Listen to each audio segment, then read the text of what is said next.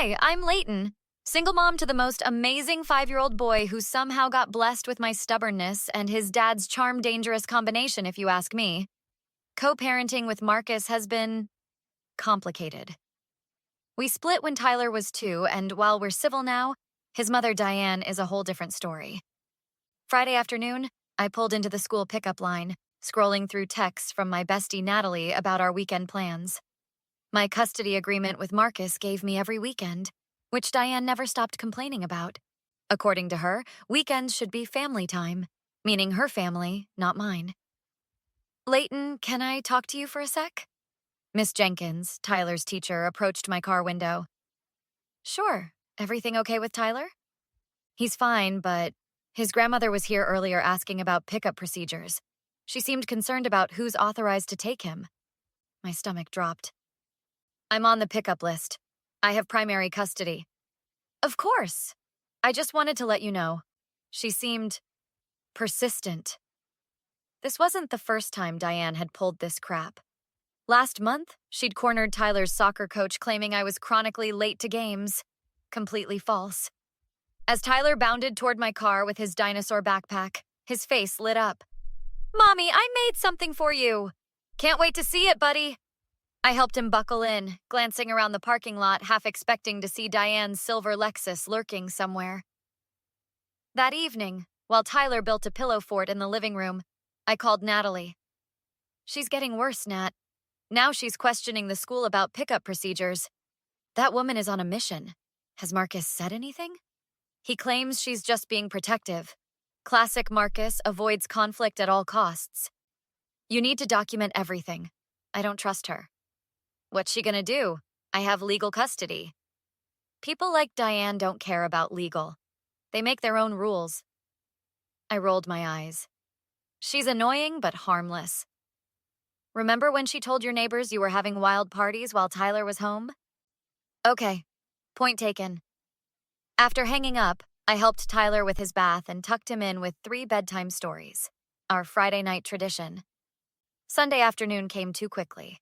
I was packing Tyler's backpack for the drop-off when my phone buzzed. Marcus. Hey, slight change of plans. Mom wants to see Tyler before he comes home. Mind dropping him at her place instead? I felt that familiar tension in my shoulders. That wasn't our agreement, Marcus. It's just this once, Layton. She bought him that new robot toy. Fine, but I'm not staying.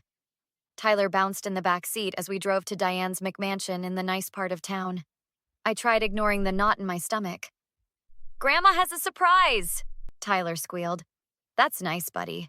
I forced a smile in the rearview mirror, completely unaware that Diane's surprise wasn't just for Tyler. It was for me too, and not the good kind.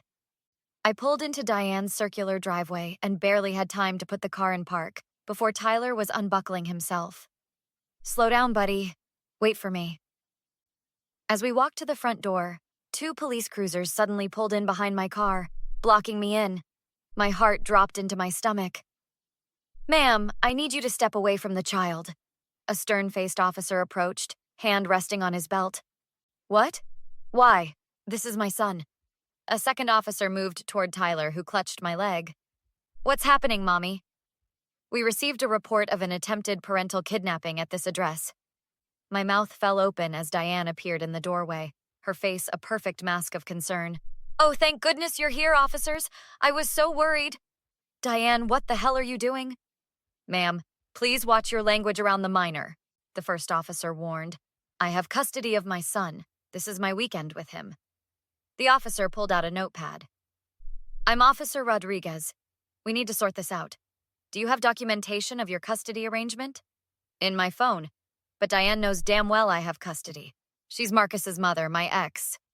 Diane stepped forward, hand dramatically placed over her heart. I received such a frightening call from Marcus. He said Layton wasn't answering her phone and had taken Tyler without permission. As his mother, I was terrified. That's a lie. Marcus asked me to drop Tyler here. Tyler started crying, confused by the tension. I fumbled through my phone, pulling up texts and custody documents while Diane comforted Tyler on the porch. This wasn't the first time she'd interfered. Last Christmas, She'd accidentally scheduled a family cruise during my holiday time with Tyler. 3 months ago, she'd told the pediatrician I was neglecting Tyler's asthma treatments. Officer Rodriguez, please look at these messages from today. Marcus literally asked me to bring Tyler here. The officer reviewed my phone while I tried calling Marcus repeatedly straight to voicemail. You always do this, I hissed at Diane. Remember when you told Tyler's preschool I was on drugs?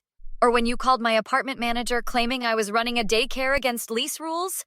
Officer Rodriguez pulled his partner aside, speaking in hushed tones. I could see skepticism growing on his face. Ma'am, these text messages do support your story. Let me call Mr. Garrett directly. After several attempts, Marcus finally answered. I watched Officer Rodriguez's expression change as he listened, occasionally glancing at Diane. When he hung up, he approached us both.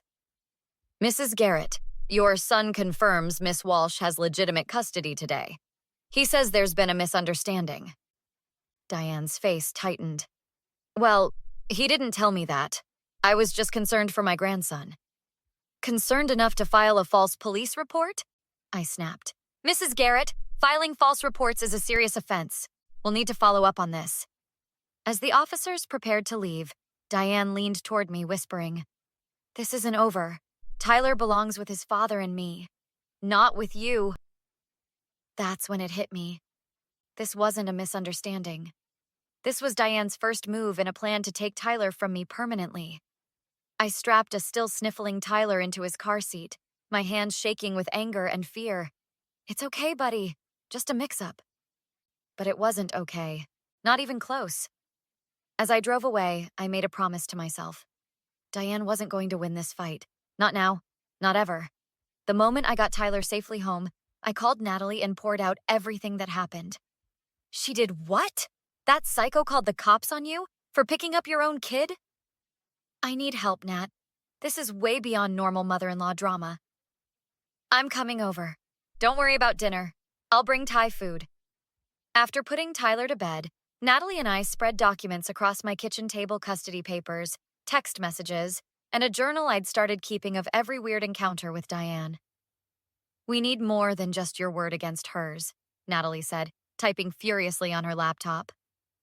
Let's create a shared folder with everything. Screenshots, recordings, anything you can get.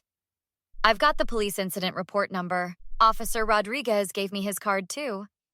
Good. I think you should talk to other parents at Tyler's school. If Diane's been spreading rumors, someone's heard them. The next morning, I spotted Sarah, another kindergarten mom, during drop-off. Her daughter and Tyler were friends. Hey, Sarah, got a minute? Her expression was instantly uncomfortable.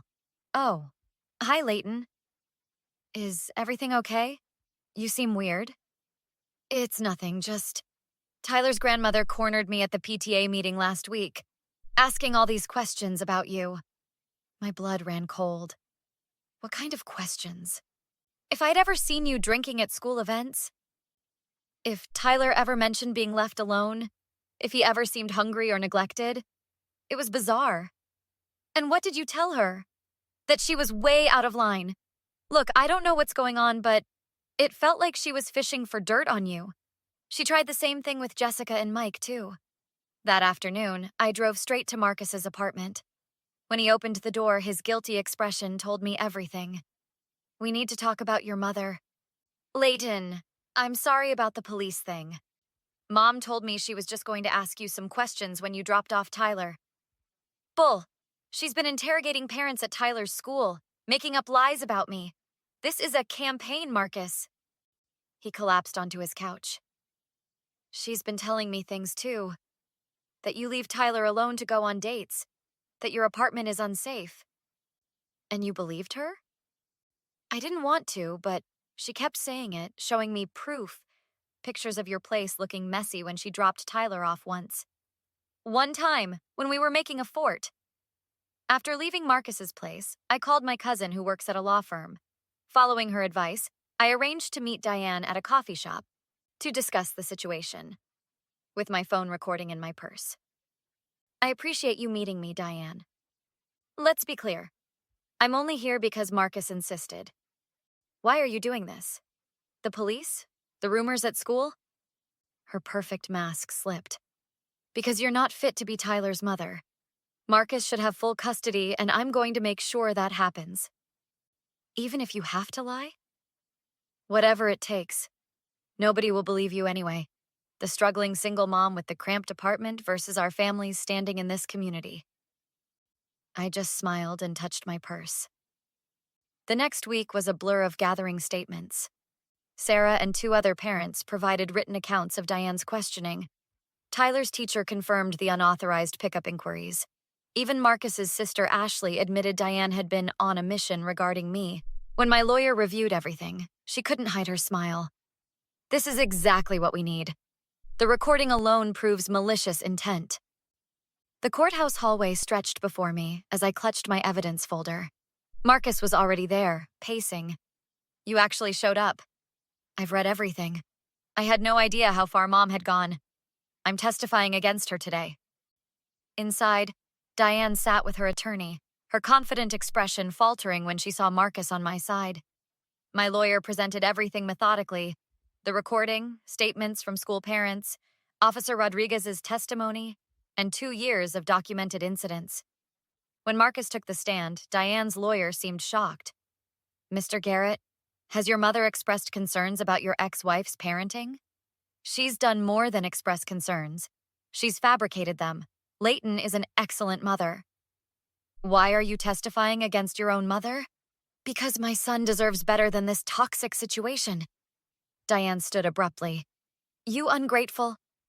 Mrs. Garrett, sit down immediately, the judge ordered. During her testimony, Diane's carefully crafted image crumbled as she contradicted herself repeatedly. Your own recorded words indicate this was a deliberate campaign to interfere with a legal custody arrangement, the judge stated flatly. The victory came swiftly. The restraining order was granted. Diane couldn't contact me directly and had to maintain distance, except during supervised visits. Additionally, I'm referring the false police report to the district attorney's office for potential criminal charges. Diane's country club friends who'd come to support her suddenly disappeared. I'm sorry, Leighton. For everything, Marcus said outside. She's manipulated you your whole life. Things will be different now. I promise. 3 weeks later, Diane accepted a plea deal, community service, and probation. The social consequences hit harder. Her bridge club asked her to take a break, and the PTA had no positions for her. Marcus and I established new co-parenting rules. Visits at his apartment, not his mother's house, documented communications, and therapy for him. Last weekend, Tyler and I built a blanket fort in the living room. Mommy, are you and Daddy friends now? We're working on being better partners and taking care of you. And Grandma Diane? Grandma's taking time to think about her choices. You'll see her sometimes, but always with Daddy there too. That night, Natalie came over with wine. To victory, she toasted. To boundaries, I corrected. The best gift I could give Tyler wasn't keeping his grandmother away completely. It was teaching him that no one gets to steamroll over you, not even family. The next morning, making pancakes with Tyler, I finally didn't feel that knot of anxiety about what Diane might be plotting. I had my power back. What would you have done in Leighton's position? Should she have completely cut Diane out of Tyler's life after what happened? Or was allowing supervised visits the right call? Would you have been able to forgive Marcus for not standing up to his mother sooner? Share your thoughts in the comments below. If you enjoyed this revenge story of a mother protecting her rights, hit that like button and subscribe for more stories that explore the complicated dynamics of toxic relationships and how to overcome them. Thanks for watching.